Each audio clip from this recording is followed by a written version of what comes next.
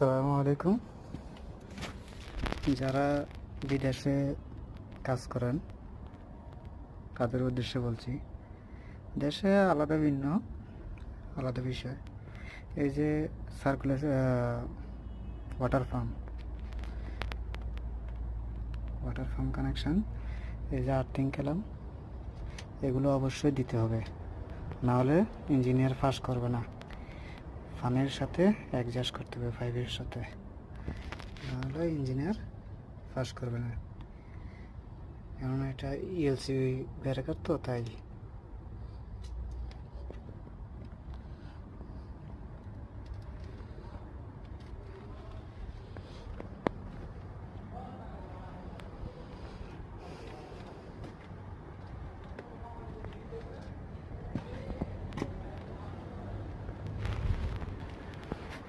এই যে এটা হচ্ছে হিটার, বড় হিটার